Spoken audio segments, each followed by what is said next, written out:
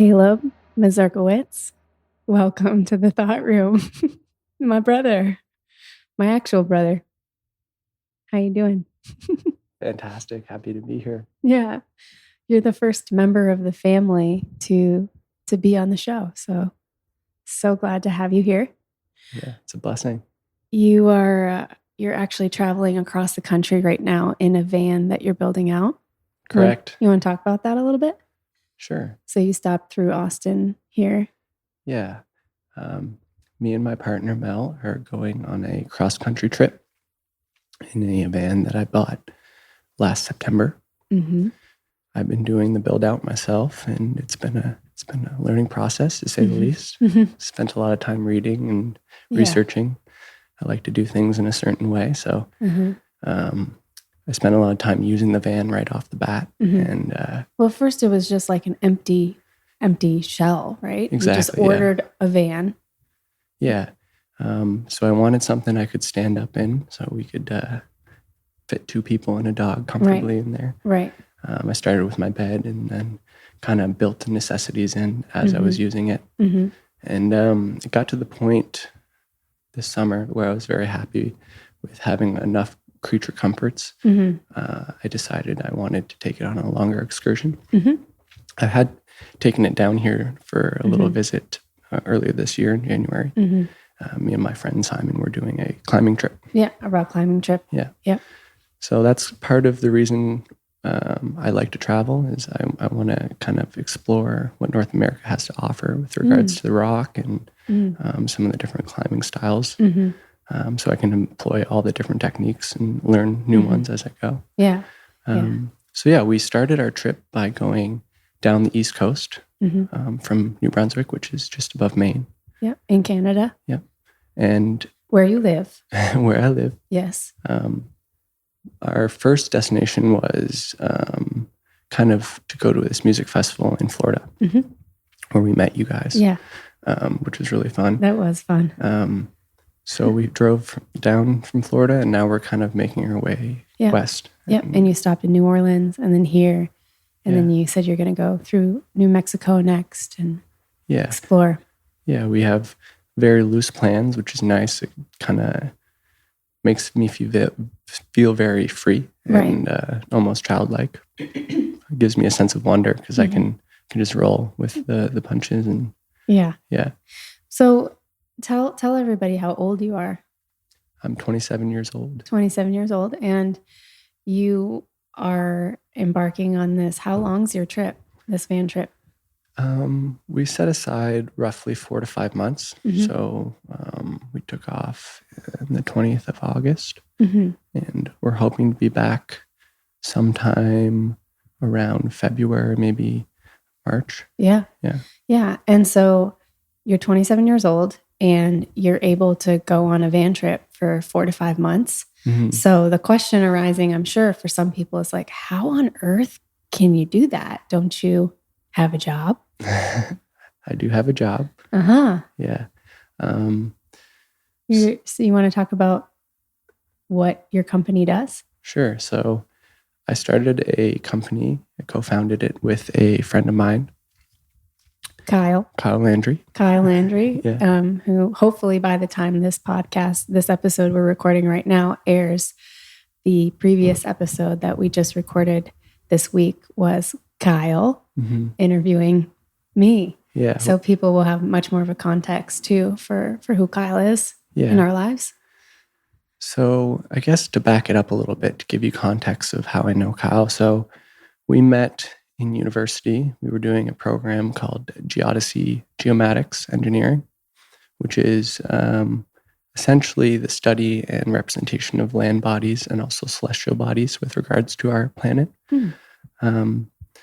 From there, we kind of saw how each other learned. At least that's kind of my perception of it, is I saw that he was learning more in a real sense than other people that were kind of just like getting the bare minimum done to get by and maybe using others to like stand on their shoulders. So I really appreciated that in him. And I saw a lot of greatness in him early on. And it was nice to get to know him over the years. we ended up actually shifting from that program to starting this business because we saw an opportunity. Right. Can I ask a question? Mm-hmm. When you say shifting from this program, I mean, we completely dropped out. You dropped out of college. Yeah. Because which I love. And I think is like I love that for you. And I love that as a part of your story, because I know at least in our family, it seemed like, you go to college and then you do something professional. And so you are technically the only sibling of us to not graduate with a university degree, but you did go like 3 years, right? Yeah. And so I remember I'm a year and a half from my engineering degree, essentially. Yeah, exactly.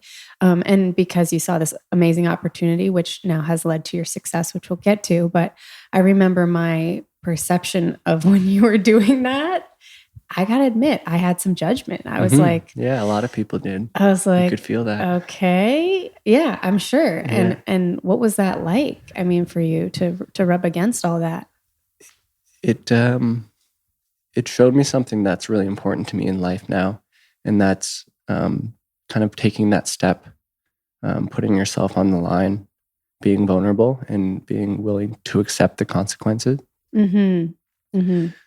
That in itself can breed so much growth and opportunity that's unmatched by anything I've ever seen in my life. Like being willing to step into the unknown. Yes, exactly. Out of your comfort zone, out of the security, out of what I would say is like already written out for you from previous generations, where you understand your parents the way they did it. Right. So that makes like, it's a logical path. You're like, oh, I don't have to figure out anything for myself. I can just follow this. Yeah. It's almost like you're breaking pathways. What would be like the genetically destined pathway, and also that you're psychologically primed by the way that you're raised. And you, at least for me, I'll speak from personal experience, whenever I've done that, it all kind of feels all wrong at first. And there's this like exhilarating, I'm scared, but I'm excited. But then on some deeper level, or if you want to say higher level, whatever, you just know that thing's right. Right. Did you have that feeling? Yeah. I went through various cycles, I would say. So I went through that feeling for sure. And then I've always went through doubt in my life. You go through these things and you see a shadow of something that's not going well. And then you want to kind of be like, what if this continues? And what if this is the end of this? Spiral downward. Exactly. And it's easy when you're alone to feel that way. And I feel really appreciative of the partnership that I was able to have at the time. Right. Because we were able to support each other through those moments when we were like, is this the right thing? Or, we're living in a basement or a garage, or we don't have a roof for security. We don't have a vehicle, these types of things. And we're trying to do all these things with basically no financing to start it off with. Right. So that was definitely a leap of faith. Yeah. And like you said, it's like breaking that cycle. And it showed me what that can do for you, breaking those cycles and stepping out of the cycles and seeing the fractals of what the possibilities become. Okay, cool. So you met Kyle in university, and the two of you were in the same program. You really hit it off. I think you did a couple class projects together and really like probably got a sense for one another. Right. And what happened next? So, at the time, one of my best friends was working at my stepfather's clinic. He runs a medical clinic. He's a family physician. And to give you a little bit of context, or everyone else a little bit of context, he's one of the leading, or was one of the leading prescribers in cannabis when it was taking off in 2014. Taking off in Canada in 2014. Yeah. So what happened in 2014? It became allowed to be prescribed legally by doctors. More openly. So back the first major change was in 2002 in Canada, when people could start getting criminal code exemptions for use of cannabis. And very few doctors were able to write that or willing to write that. my stepfather was one of those doctors, so he had been prescribing it under that for a little while, but not like, every now and then, not very often. Right. And then once the new regulations came into play, it became more acceptable for doctors to do it. And there was also more laid out regime for patients to get access to it and get products. So that was like a big, expansive change with regards to that industry in Canada that kind of set forth eventually the legalization, which kind of stood on the shoulders of that movement. But yeah, he was very prolific in the cannabis industry at the start because he was one of the really willing doctors and the one that had been doing it for a long time. Right. He ended up working with a lot of veteran population. Main reason being they're the only ones in Canada that have coverage for cannabis. So cannabis can be a very expensive treatment option for a lot of people that have free health care. So because cannabis isn't covered under that health care. But veterans are the only exception to that. So these guys could actually get the most benefit from it in most cases because they didn't have the financial barrier of, I can't get enough or I can't get the right kind or what if this one doesn't work? It's like, it's okay, you can try a different one. So my friend was working in the office and he had a little, I'd say like nervous breakdown. And he went rogue and there was this big gap in the office, in the front office for help. And having grown up around the office, I was kind of equipped to fill in the gaps. To step in. So I was just doing that my part-time. Kyle was also helping out with that. And the more we sat down with people as they were leaving the clinic, they were asking more and more questions. They're like, how do I do this? And we were familiar with the paperwork and the process, so we'd walk them through the whole thing.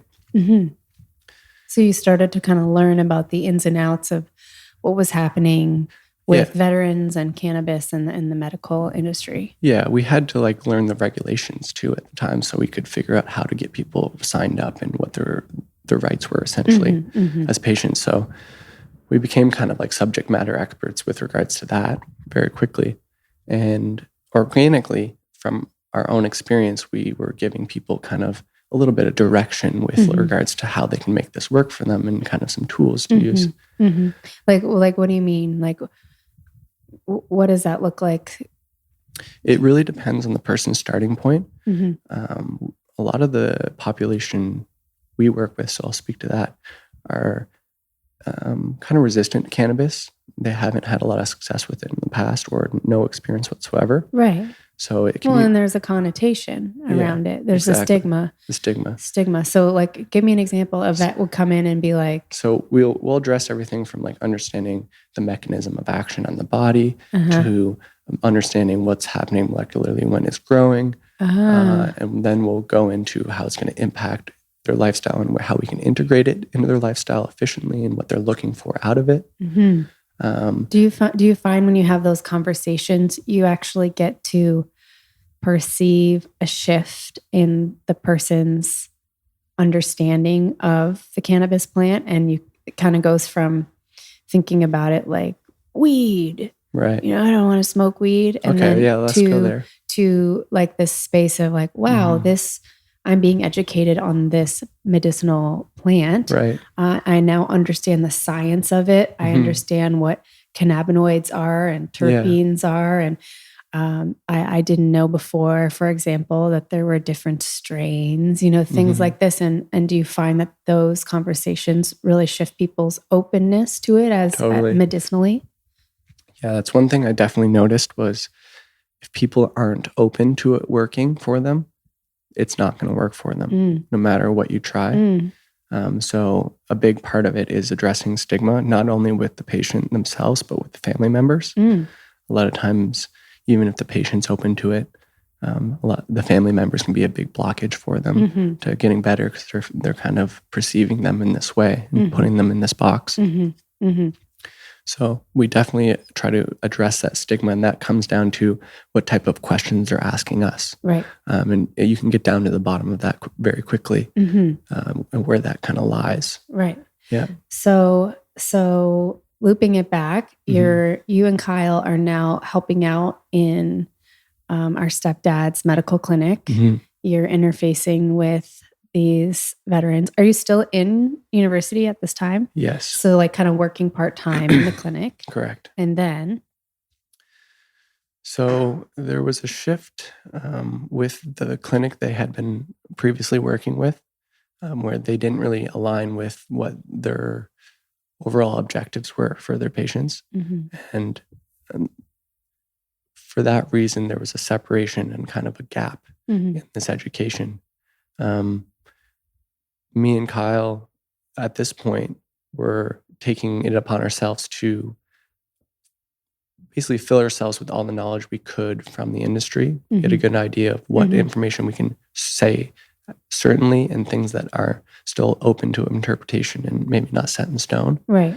Because we want to give people tools, but we don't want to give them tools that are going to hinder them in any way. And a lot of times, if you give bad education to a person, that can actually send them off on a really bad experience, right? So there was some of that going on. But we ended up, I lucked into a situation where I was picking up an individual from the airport who was really high up in one of these cannabis companies. Right. And he and I got to talking about, what is it that you guys do? And he was like, wow, that's really amazing. How can I support that in any way? And that was really interesting to me to see, like, be seen, I guess, for what I was doing. Because at this time, Kyle and I were essentially doing what we were doing for like no cost. Like we were doing our job and then doing this educational part. Because you were passionate. Because we were passionate about it. Right. And then we were also getting really good feedback from both the doctor and the patient saying like, if it wasn't for this, I wouldn't have been able to continue on. Or the doctor noticed that the dropout rate was a lot less because people didn't feel overwhelmed by all the things that were going on, and they were able to actually step into the medicine a little bit better. So where do I go from here? At what point did you and Kyle working at the clinic become CannaWellness? I gotcha. So this conversation led down to working out contracts, and essentially once we saw this start to happen, we dropped everything else and put all of our energy into it. And at that point, we incorporated right away and started operating as CannaWellness. We operated for, I want to say, between 4 to 6 months with no profit, where we were just offering the service with the hopes that this contract would go through. Right. Eventually, this contract did go through, and we were actually able to work into the contract, getting paid for that full time that we didn't have the contract signed before. Right. So from the beginning of our company on, and that was it's a big moment in my life, honestly. Tell me about that moment. Get back into that moment. Yeah. Felt really good to have put myself on the line and then be seen for that. And I felt very good in what I was doing because I felt very genuine in my intentions. And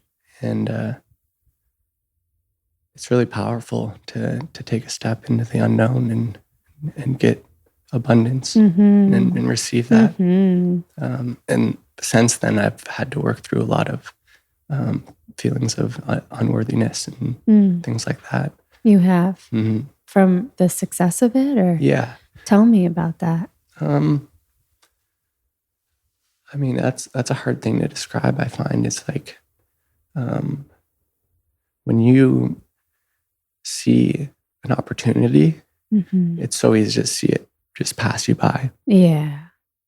And when you take opportunities and they keep working out, you almost feel lucky. You feel like this is luck. Right.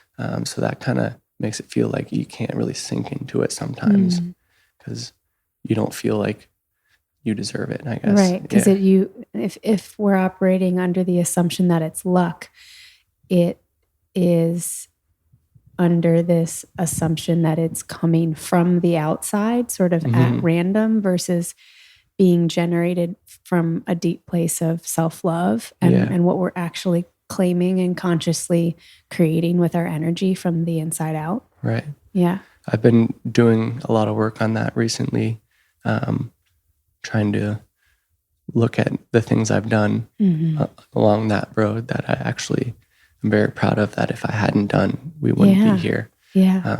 So then I'm reminded, I guess, that it's not all luck, that it does take you putting yourself out there, and it does take you doing the work. And it was a lot, and it paid off. I can tell that, like, even as we're talking about this, it's like it's emotional for you. And I'm super proud of you. Thank you. Are you proud of yourself? I'm very proud of myself. Yeah. It feels very right to be in the role that I am right now. I enjoy being part of my company, but not being my company, and having my company be a living thing full of individuals that are beautiful themselves, and that are also learning, and being part of that learning, and also being part of teaching them. It's a really cool thing to be a part of, making a community, and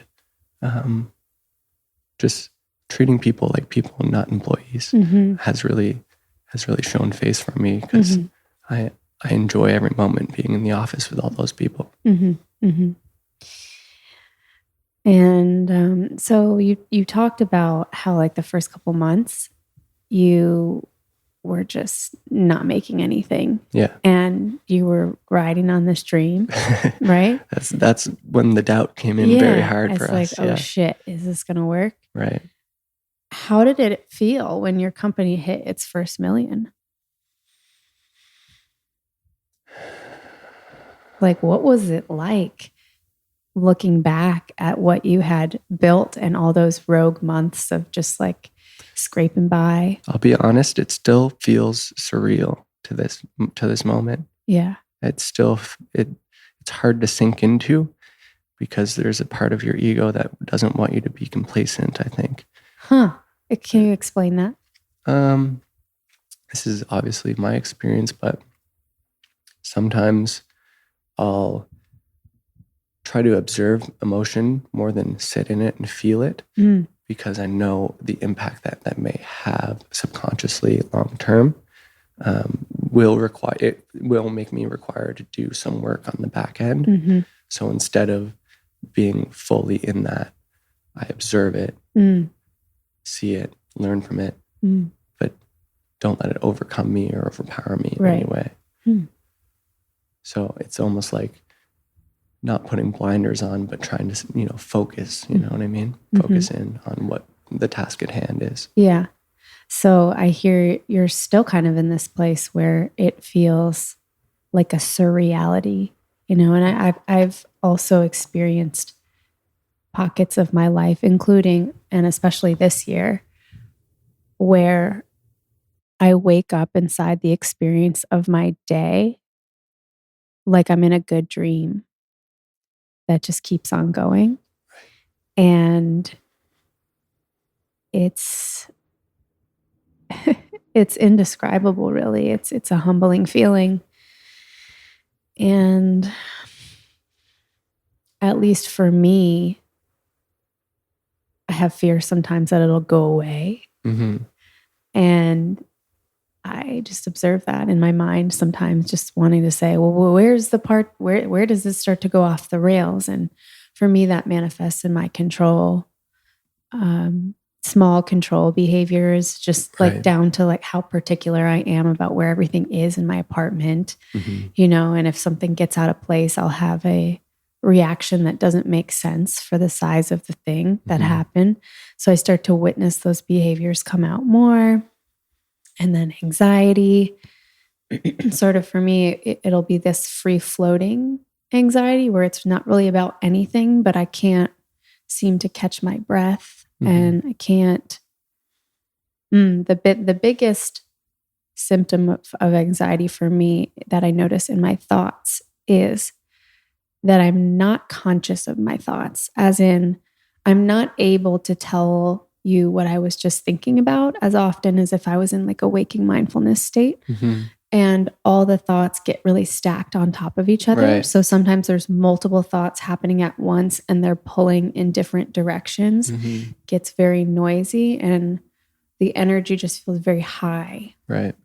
And my experience with cannabis is I absolutely was one of those people who had judgment of it, because my exposure to cannabis was, I was a smart little, good little girl student in high school and I got all A pluses and, you know, in the drama club and in the peer mentors, and the people that I saw smoking weed, and I'm using air quotes here because I want to talk about that term. The people that I saw smoking weed didn't show up to class. They didn't look like they were doing things that I aspired to do. Right. So I had a lot of judgment about it. And I think even when you started all of this, I don't know, what year was all this again? 20? I was 21. Yeah. You were 21. I was 24 then. At that point, I don't even think I had a relationship with cannabis. Right. I'd still never smoked a joint, you know? And so I looked at what you were doing going, okay, he's making a weed education company. You know, like, all right, we'll see how that goes. Right. And then I went on my own journey with cannabis, started out with just CBD capsules during one of my really deep depressions. And I remember calling Dad and saying that I was going to go on antidepressants, which, you know what that would be like, saying that to our parents. They were pretty as anti-pharmaceutical as you can get, being chiropractors and having raised us very holistically. So for me to say something like, I'm going to go on an antidepressant, was my cry for help. And Dad wanted me to try something natural first. And so he bought some CBD capsules for me. And I remember taking them the first day, and I actually had them with coffee. I had like a CBD coffee, and coffee's not part of my life now, but the combination of those two things at that time for me in depression was like this miracle elixir, because with the depression, I could barely get out of bed. And as soon as I would eat anything, also because I was experiencing Lyme's disease at the time, my body would just go into an inflammatory state, and I'd get tired and I'd have to go lie back down. Right. So basically in the morning, I was essentially intermittent fasting, but and I'm not making a recommendation here for anyone, because now I'm just going the coffee crash. But I was taking CBD and coffee, and I remember it surprised me that I thought cannabis, and CBD from cannabis would make you like high. And what I experienced, because I was anxious, was actually that it brought my energy down somehow from my head more into my body. And I experienced a widened field of perspective. Right. So both like actually physically, I felt like I could take in more with my eyes in a relaxed sensory way, because I didn't feel like my body was in a activated nervous state, state of anxiety. I was calm. Right. So, and the coffee would give me just enough energy to get moving in the first place. To get moving in the first place. So in a couple of weeks, I went from basically spending all hours in the bed to I could go outside into the sunshine for an hour walk, and I would just put music on. Helped you break the cycle. Helped me just break the cycle enough. I could go to the coffee shop across the street, and I could actually look at the barista and like say hi and actually feel connected to a person for a second. Because for me, it had gotten so bad that I was just completely isolating. Yeah. And within a couple of weeks, it lifted enough that I was able to kind of breathe and actually get out doing things and kind of distract myself or meet new friends. And that was, that was the beginning of me clawing myself out of that space. And I'm so grateful for it. So after that, I had a new reverence, but I still have so much to learn about cannabis. And that's why I think you're the perfect one to be here. I really do want to talk about the word cannabis and why you feel very passionate about calling it cannabis versus weed or marijuana or, whatever else. Will you talk about that a little bit? Sure. There's a lot of stigma built up behind these words.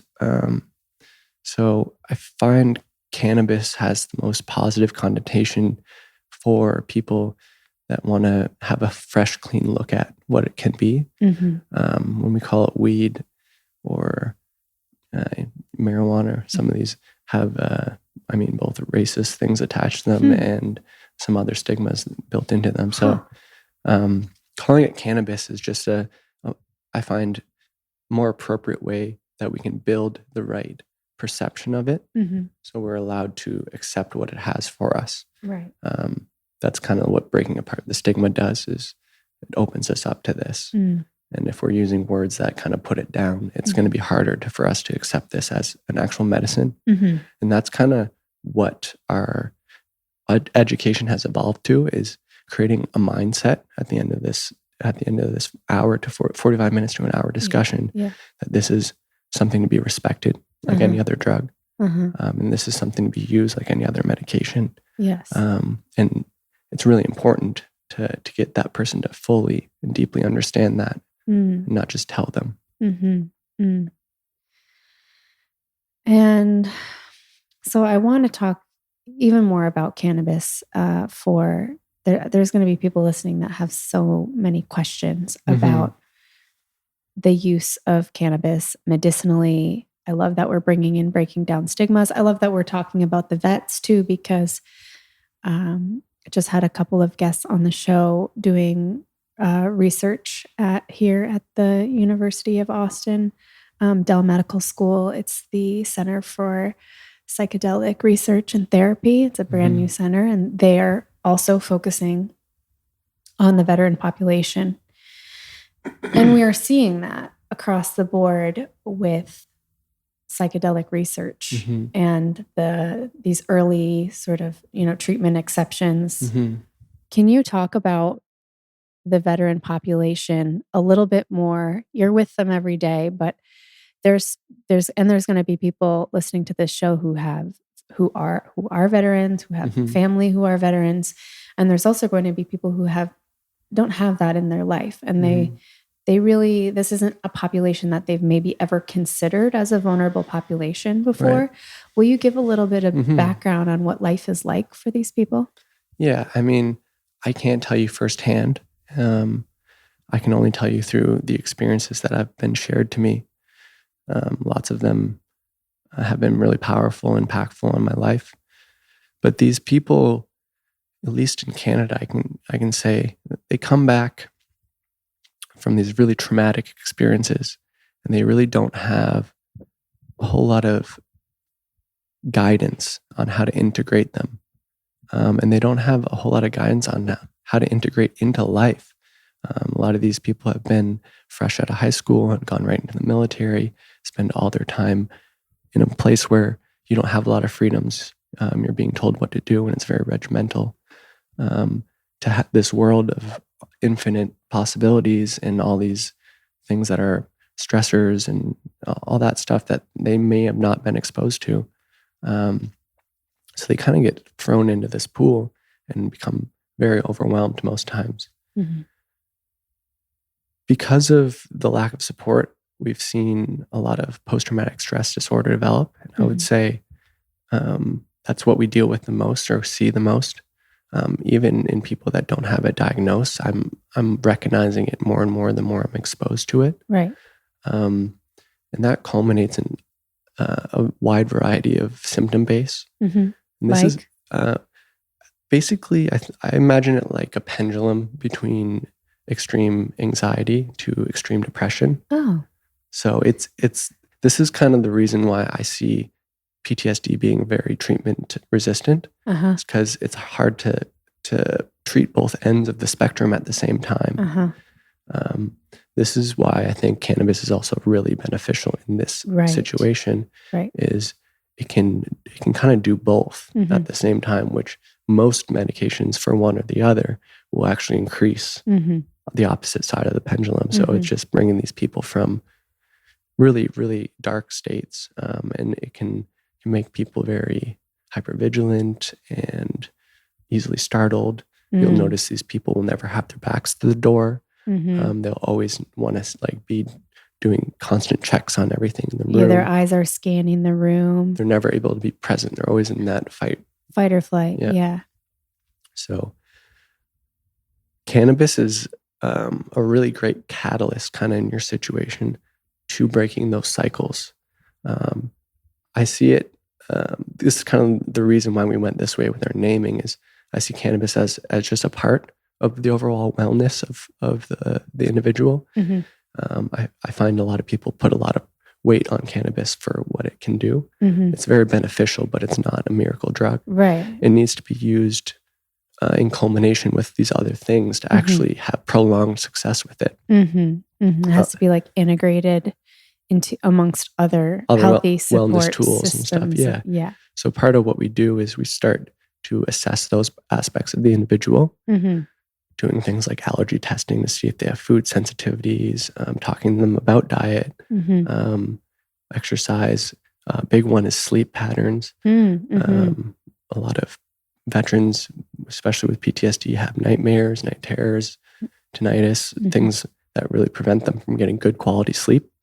And that leads to a lot of these other symptom bases. So again, cannabis is a great mechanism for that to be relieved, right? But not all cannabis is created equal, right? Correct. Yeah. I mean, there will be some, again, who are listening who know quite a bit about cannabis. And there will be some who have either never tried it or have heard bad stories or had one bad experience and kind of maybe just decided not to touch it again. Can you talk about people who've had some of those experiences and what kinds of things happen there? Yeah, that's really common. We see that people have tried cannabis once, because when we start to sit down with these people, we like to ask them, where are you at? What experience do you have? So we don't speak to things they already know, right? We don't want to bore them with all these details they've already learned years ago. A lot of people have come in and they've had an experience with cannabis and it was bad. And that's what deterred them. And the only reason why they're in front of me now is they've tried everything else. And it's a last ditch effort to try it again because their friend said so or whatever. Someone's in their support system recommended it. So they're very resistant at first. I love that. You get to do this alchemical process. It's kind of fun to see people change their minds about things. I find this in coaching as well. I'm not afraid of those people. It's great. Come as you are with all of your cynicism and let's dance. So let's get down to the bottom of this. I love that they come to you and are sometimes, a little sitting back in the chair, arms crossed, all right, what are these two young literally CEOs gonna, Yeah, especially me at the time starting the company. It's 21. A lot of these people are at retirement age and they're just looking at me like, what the hell does this kid know? Right? Exactly. So I had to work through a lot of that throughout this hour, sometimes end up being 2 hours. Some of these people just to actually get the point across. And we were taking as much time as it needs. And it's never like, here's your hour, here's your 45 minutes. It's however much time you need to understand this. As the model should be. I think there's a huge gap in the healthcare industry with regards to actually listening and helping people. A lot of these guys, I think, get a lot just from being heard, just genuinely being there for that storytelling. I've had guys tell me after talking for half an hour, 45 minutes about this experience that they had, that they've never said that out loud to anyone else in their life and how impactful that was for them just to get out. It's pretty magical to observe that type of thing. But back to your question about bad experience, I'm very analytical with all the feedback I get. So I try to like, okay, what does this mean on the grand scheme of things with regards to cannabis? Most times when I've seen people have bad experiences, it's due to incorrect dosage, incorrect usage, meaning not the right set and setting. Those are the two main ones. And I think the third one, which is less common but not unheard of, is almost like an actual like bad experience from like bad cannabis being like tainted with mold, mildew, have bugs in it, that kind of thing. Wow. And what that can do when you smoke it, obviously, it's not the same as just the plant itself. So just getting down to the bottom of what do you know what strain it was? Do you know how much you took? These types of things. And when people don't really know the answers to that, they're like, okay, maybe there's more to this than what I'm letting on. Right. That I didn't know that these things all mattered. Right. What is a strain? You know, like exactly. And I think that's how much should I take? There is this casualness to the cannabis usage. And so it's like people aren't as apt to ask, passing a joint or something at music fest, whatever. It's like, is it your first time? You know, that education is not often happening because it is, at least in my experience, versus other psychedelics that are currently being used also for therapeutic reasons. But like, you know, you go into a ketamine clinic, you get the education on what it's going to be like. And you have a friend who did mushrooms. They tell you a little bit about what that experience might be like before you dive in. But cannabis, it seems, I do find a lot of people have that sort of misunderstanding. They're afraid to ask too, right? They feel kind of silly about it, I think. Yeah, that kind of breaks my heart a little bit. Yeah. And also what you said about you said, okay, it could have been the wrong dosage and it could have been the wrong set and setting, which again, I think is such a underhad conversation when we talk about cannabis, because like, what do you mean I need a set and setting? Like, well, I mean, you need to have a space that you feel comfortable with in the first place. Right. If you don't feel comfortable there in the first place, the cannabis is going to heighten any experience you're having. So that's going to send you the wrong way potentially. Right. So, and a lot of people I've heard say, "Oh, I don't use cannabis. It makes me anxious." Right. I'm curious to hear your thoughts on that. Yeah, sure. Is it a dosage thing? Are people being actually made anxious by this plant? Potentially, yes. You can definitely feel angst come on when dosing at certain amounts with certain strains. Right. I would say it really depends on your starting point. So I like to use the example of people with ADHD. People that have ADHD, we would consider them high energy, kind of not focused, but like very high energy.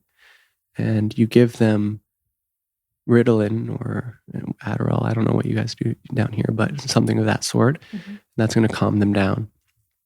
If you were to give that same medication to someone that does not show the same symptoms of ADHD, it's going to do pretty much the opposite. It's going to really heighten and speed them up, make them more high energy.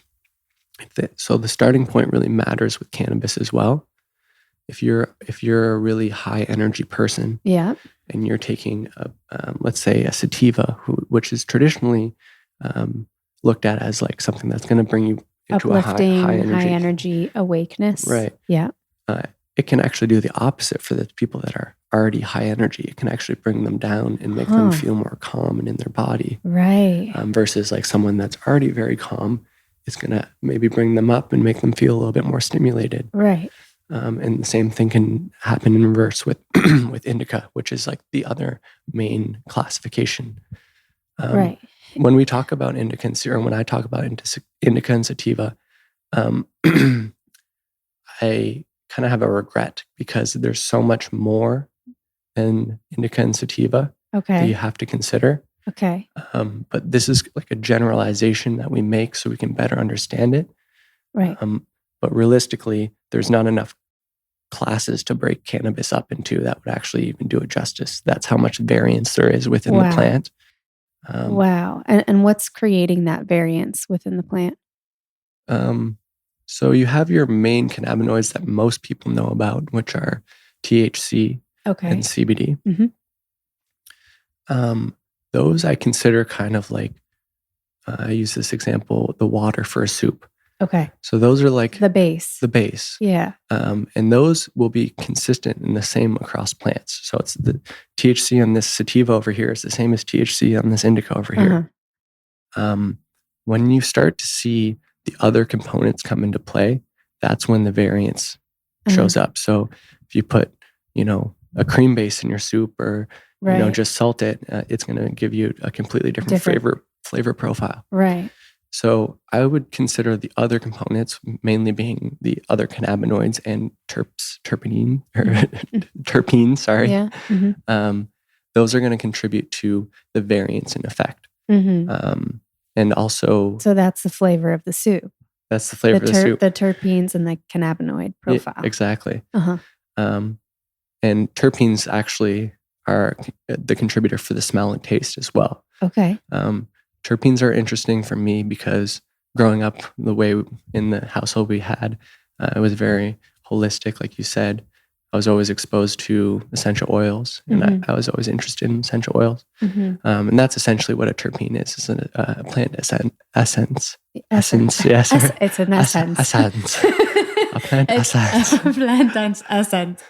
Yes. The nice thing about essential oils is we know a lot about them because they haven't been illegal for a really long time. Yeah. So there's been a lot of study on the effects of essential oils. And from what I've seen, those are very consistent with the modulating effects that they have when they're present in the cannabis plant. So for instance, there's a few terpenes that are very popular amongst cannabis, like linalool being one of them, which is found in lavender. And linalool, as an example, is kind of shown some relaxing effects. Right. Like lavender, that's why we put lavender in a bath or exactly. a tea. When we see linalool in high percentages and high ratios in these plants, we're also perceiving these effects from the individuals that are taking them, and we're seeing these things kind of line up in certain ways with the knowledge we've already received from the essential oil. Wow. There's so much more complexity to this than I anticipated. Yeah. Yeah. So great. Okay. Terpenes, cannabinoids. And so going back to the strains, sativa and indica. Right. So those are more classes than strains. Okay. Classes. And then you have hybrids, which are a mixture as of both. As they sound, a mixture of both. Right. But you can have, I learned this from you, correct me if I'm wrong, you can have like an indica dominant or a sativa dominant hybrid. Correct. So it's a blend of both, but it's sort of heavier on one. Right. I prefer to use dominant versus indica or sativa, mainly because there are very few strains or varieties left that are in production that are original to their species of origin. So their original cultivar being where they grew naturally on the planet. So nothing these days that you would have your hands on as a consumer would really be one or the other. Okay. Most of them are hybrids. Right. And then I like to, since it's hard to really determine, I just like to be more general with it. It's like it's leaning towards this side of the spectrum. Leaning toward. Yeah, it's like it's dominant on this side. It's not like a 50-50 feel or... Right. I find when you get too precise with it, you're giving more than you actually know. Yeah, this is really fascinating. And I loved what you said about it having different effects on people based on where their starting point is at. Yeah. That was very much my experience as well with anxiety, and like sativa for me would bring me actually down from the anxiety. Right. It would balance me out, and my thoughts would kind of get slower, where other people would feel that the same amount of the same thing would kind of jack them up. Right. That would really confuse me. But It's really cool. Yeah, it makes sense now, right? Makes a lot of sense now. Yeah. Yeah. You have a machine too, right? That because you've learned so much about this, both from running a company and like being hands-on with the plant, because you got your license to grow a personal amount back in what year was that? Oh, as soon as they became available, really, I think they made it a little bit easier for consumers to do, or for medical patients to do that. In, I think 2016 is when I got my first one. Yep. And so then you started your own little hydroponic operation, and that was really interesting to watch. And I was still kind of baffled by the whole thing, because I was like, wow, this is the beginning of widespread legalization. At the time it was just for medical patients. And just watching you grow your own cannabis was like in the house, and like have it be legal was really cool. And so I'm sure you got to interact intimately with the plant itself, even like the energy of the plant, if you want to go there. And I'd love to know what you learned about your intimate dance with tending to cannabis. I could geek out on this for hours, but I'll keep it brief. I really enjoyed the slowness of everything working with plants. Yeah, it brings your pace down to something that seems right. It's a lot of work. I've done all sorts of different growing techniques. I've done soil, I've hand watered, I've done irrigation systems. There's something to be said about being very hands-on with the plant and there with it. I enjoyed when I did smaller grows versus larger ones. Overall, just really rewarding to see something start from this pretty much nothing, this little potential, this little seed, and grow into something so beautiful. It promotes a lot of pride, I think, in yourself and what you can do, and also help me condition my responsibility, I think. So I had something to look after, and I had something to tend for and care for. I enjoyed that. Wow. Beautiful. So I want to go back to talking about CannaWellness for a second. And we told a little bit about the beginning of the story and getting going and kind of like hitting the first million and watching things grow. You guys have served, I believe it's over 3,000 Canadian military veterans. Is that correct? Yeah. That's massive. Yeah. I mean, and their families. There's so many of them. There's no shortage of people to help. A lot of people need it. We're very happy to have. I don't look at the number like something I want to grow either. I look at my company more than that number, just because I like to focus on like the quality of each individual's experience. Okay. That was kind of the reason why me and Kyle had to start building a team. Is we were seeing. Personally, we were taking care of around 800 individuals. Wow. And what our role kind of developed into was we were running our business, but also becoming almost like life coaches for these individuals. Right. In a cannabis sense, where they're coming to us with questions that have nothing to do with cannabis at this point, you know? Right. Like, because they trusted you. Yeah. They started to depend on you. Right. And feel safe. We were genuinely listening and there for them, right? And trying to help them through whatever it is that they were doing. Yeah. So yeah, that became a lot. We had our phones like 24/7. They were ringing on the weekends. That had to be really stressful too, because if you were starting to build a rapport and these people were really trusting you, and you knew that a lot of them were in a vulnerable or dark place. Many of them are suicidal, right? When they come to cannabis. And I know, I can't remember if it was you or Kyle, but I remember hearing a story of somebody calling one of you from the bridge, like about to jump. That was Kyle. Do you remember that story? There's stories that I try to integrate when they happen Mm-hmm. because there's so much you're taking on a regular I basis can from only these imagine. people Yeah. that you can't take every detail in. Right. You can't take every feeling in. Wow. You just kind of have to keep moving through it. Yeah, you have to observe it, because if you don't observe it, it's going to haunt you. It's going to be always there, and it's not going to be dealt with. Have to observe it. What does observing it look like? Like something like that happens. One of you gets a call from someone who's about to take their own life. And to close the loop on that story, I know that he didn't. That Kyle was able to speak with him, and I'm sure I'll have Kyle on to tell that story more deeply. But yeah, it's something you have to look at real time with a delicate hand.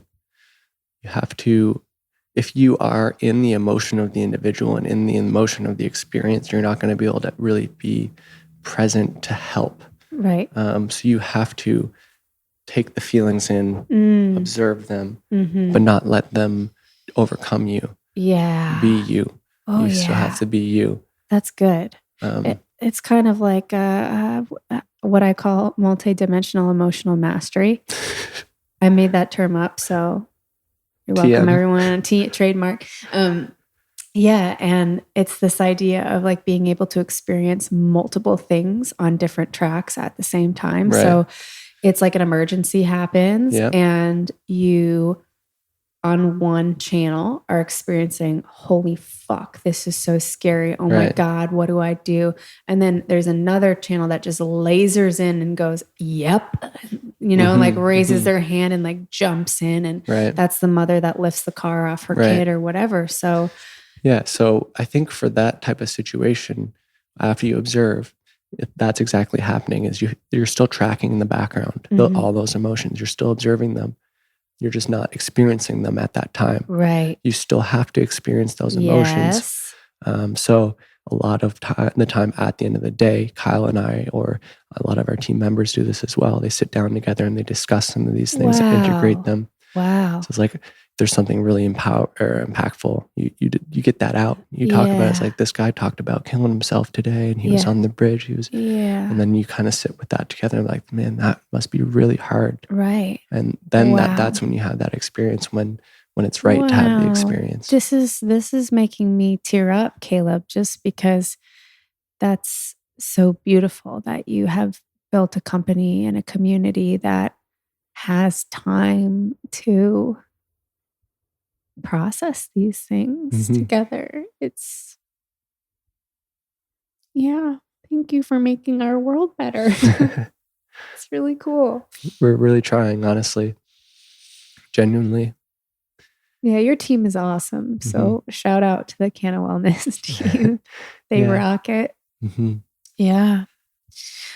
Well, is there anything else that you, with your vast body of knowledge on this plant, is there anything else that while you're in front of the mic, you really wish that more people in the world could know about it? I wish we taught the endocannabinoid system earlier on in our development. The endocannabinoid system. Yeah, so that's the system that works with cannabinoids, so the plant molecules themselves. The reason why they have an effect on our body.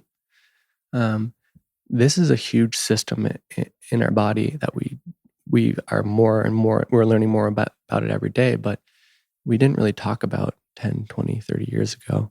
We didn't really know about it.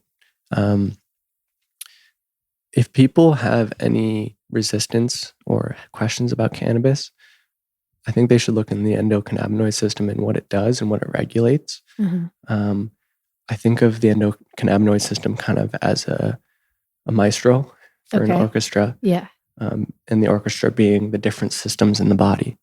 So if you don't have someone kind of keeping everyone together, it's going to sound a little messy. Yeah. Or it can sound a little messy.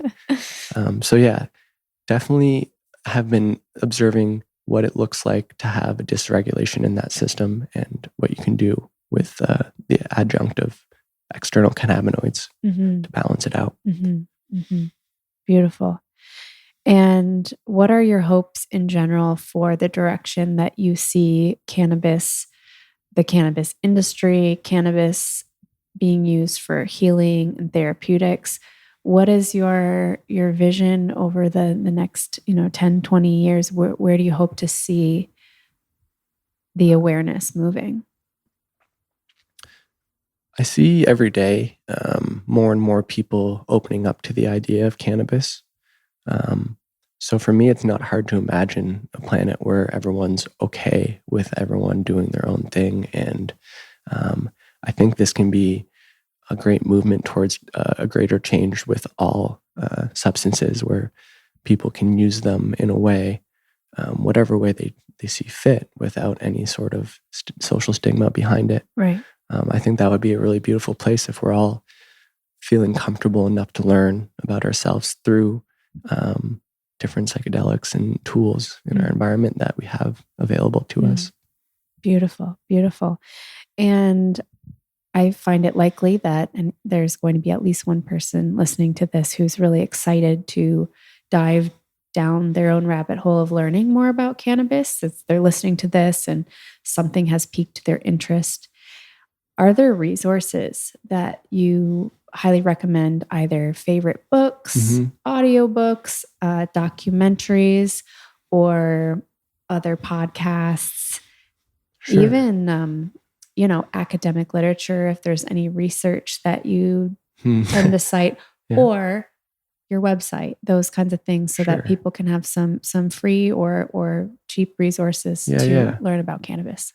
So I will say my biggest resource has been a book called The Cannabis Pharmacy. Okay. I think they're on the second or third edition. I can't remember the author's name right now, but a really, really important book that kind of lays out everything in one place, but also has a medical focused mindset in a way that, they're telling you what you can say and can't say about this from that perspective.